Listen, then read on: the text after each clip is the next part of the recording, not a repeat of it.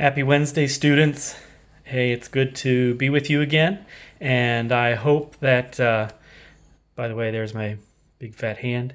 I'm hoping that this week you can actually concentrate not only just on your schoolwork this week, but what Christ did for us. This is our Holy Week, leading up to when we celebrate Christ's death on the cross, but just as important, not only his death, but his resurrection. And we get to celebrate that this week. So I pray that might be on your hearts and minds. And in this difficult time, I pray that you guys remember that even in these difficult times, God still walks with us, and he's bigger than all of this. So just wanted to start with that today. What I want to do today, just to kind of give you a preface, is we'll go over 2 lessons. They're relatively quick, so that's good. As we go into our Easter break, we will have an Easter break. I won't have any lessons on Friday. I will post a couple things just for fun, but I won't have any lessons on Friday. And I won't have any lessons on Monday either. But I will ask that I'm going to set up a quiz that I'm going to have due at the beginning of next week. I'll have it due on Tuesday at midnight. So if you get a chance, I will open it up over the weekend. And if you want to look at it before next week, you may. But I just wanted to let you know that I am going to have a quiz for you guys. And basically the quiz is going to be on a little bit what I talk about at the beginning. And that's just what have we learned so far in chapter 12 in terms of terms. We're not going to do necessarily calculations, but I need you to know the definitions of what we learned with annuities so far. So it'll be basically a lot of the terms of the different annuities that we have learned through chapter 12 up to this point. Okay? So just to begin, in chapter 11, I do want to talk about this real quick, but in chapter 11, we talked about compounding interest. All right? And in that compounding interest, what we did is we worked through the compounding interest formulas using lump sums. I'm going to use the word lump sums here. All right, so that if we knew the present value, how much we have right now as a lump sum, we could figure out with the interest rate how often it's compounded and the number of years. Remember I, N. All right, and if we know what the present value is, we can figure out what the future value is. Also, if we know what the future value that we want, and we know the interest and how long the loan is and how often it's compounded, we could figure out the present value in lump sums, right? So that was chapter 11. When we move to chapter 12, a lot of us know, and think of it this way, if I wanted to save for a car, and let's say in 3 to 5 years, I want to buy a car, so I know I need a certain amount of money saved up. So let's say I need $15,000, and I'm going to say in 3 years. I want $15,000 in 3 years. I don't necessarily have a lump sum of $10,000 to $12,000 right now to put away, especially at today's interest rates, to actually have that amount of future value money. So what we normally tend to do is instead of working in lump sums, we deal in payments. And in chapter 12, we learned about annuities. Okay? And annuities are just compounding interest vehicles where equal payments and equal compounding periods are done over equal amounts of time. All right, so you have a payment every month. You have a payment every quarter. You have a payment every year. And that's equal payments over equal amounts of time. All right, now we said we're only working with simple annuities, meaning that the compounding period and the payment period are the same. Okay, and then we learned what ordinary annuities were.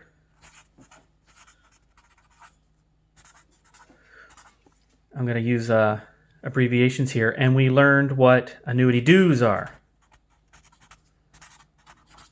All right, and an ordinary annuity is payments are at the end of the compounding period. All right, an annuity due payment is at the beginning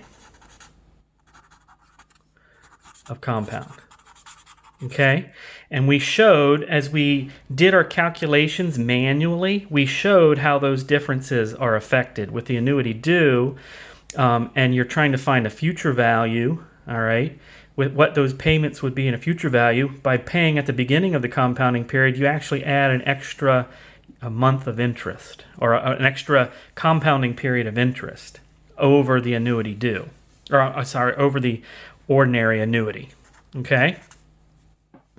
And so we understood those. We had simple, ordinary, and annuity due. All right. Now again, these are when we knew the payments. All right. For these annuities, we knew what the payment was. So if I put $100 away quarterly for 10 years, what will my future value be? If I put $100 away quarterly for 10 years, how much is that worth now? So we knew we could figure out a future value of payments. All right, when we know the payments, so that's what we worked on first for our annuities. If we know what our payments are, what's the future value? Okay. We also looked at what's the present value.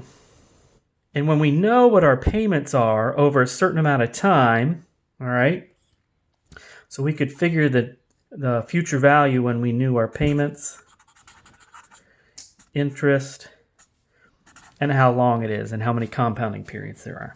All right. But then we also figured out the present value.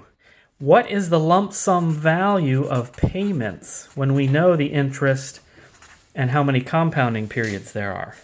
What is it worth now? All right. Now, a lot of times it's easy to conceptualize what the future value is, because you're just saying, yep, I want to save up money to figure out, yeah, what is that worth now? Okay. Now, when we were doing present value, we were saying, hey, what savings vehicle, what lump sum do I need now that if I make payments out of it with this interest, it would give me the money that I need in the future? Okay. So we were able to take the payments and figure out what is that worth now? Because I need to pay so much out of it. What's that lump sum I need now? What's the present value that if I make payments out of it? Another use of the formula, when we know the payments and we're trying to figure out what the present value is sometimes you have an annuity. Let's say you win the lottery. All right. And a lot of times you have the choice. Do you want a lump sum payment? Or do you want payments over equal amounts of times for a certain time period? Okay. So what will happen is if you want the lump sum payment, all right, if you want the lump sum, what they end up giving you is actually the present value of what all those annuity payments would be if you chose to take payments. So a lot of times if somebody wins $1 million in the lottery, they say you can get $1,000 a month.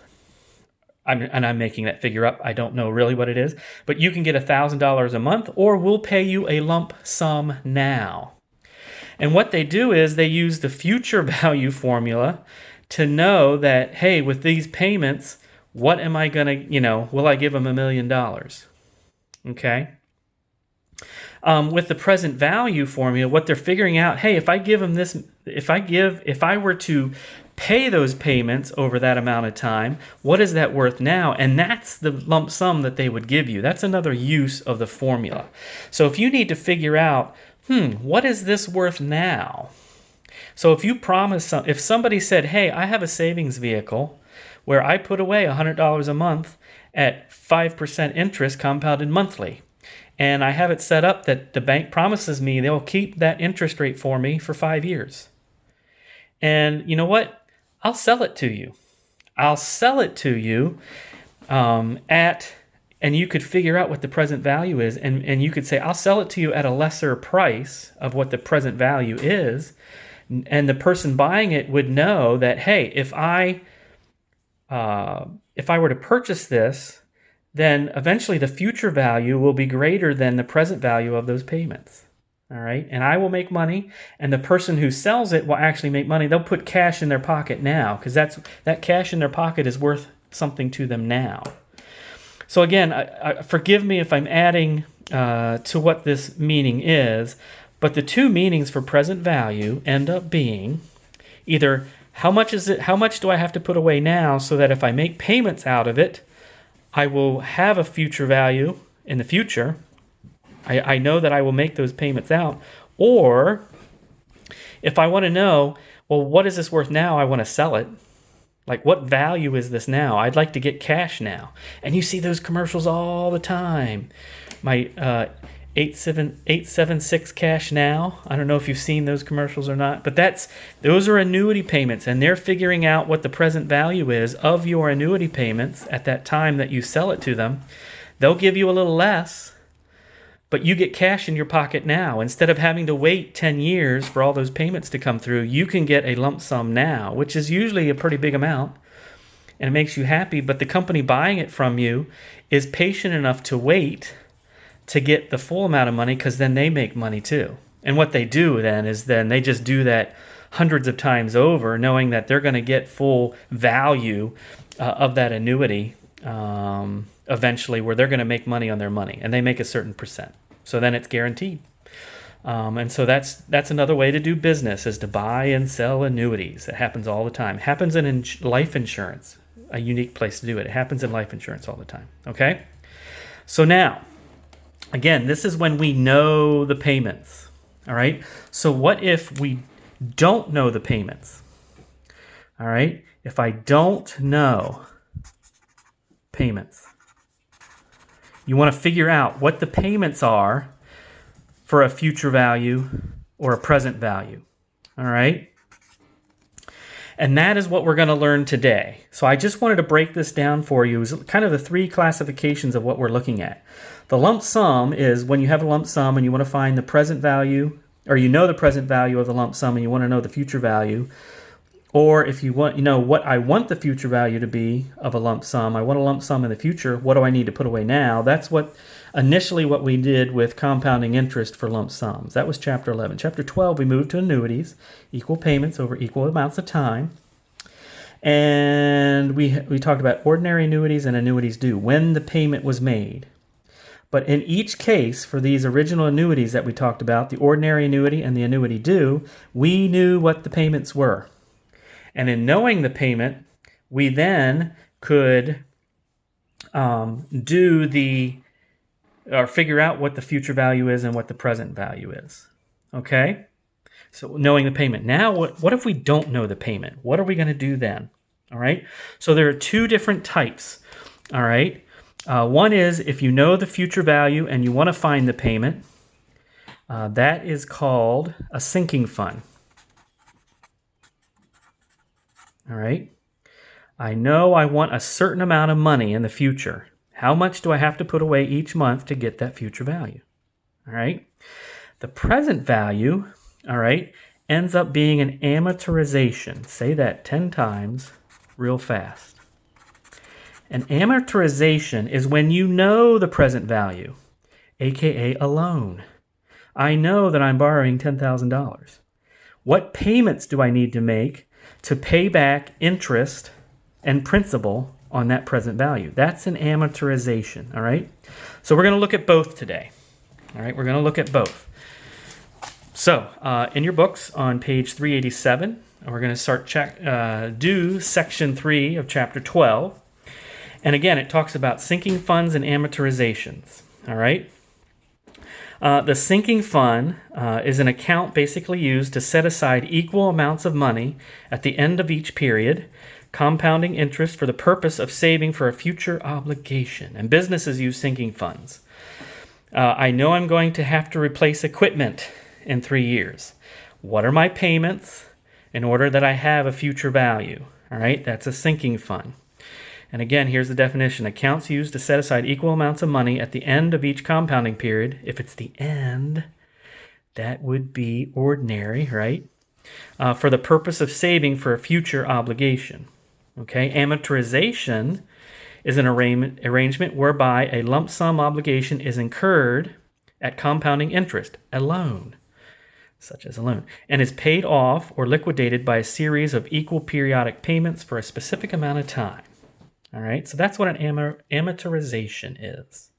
Okay, now just as we did before, we can do it with tables and we can do it with formulas. Today, we're going to work on the sinking fund and the amortization using tables. All right, so the first one we're going to do is calculate the amount of a sinking fund payment. We're going to calculate the payment by table.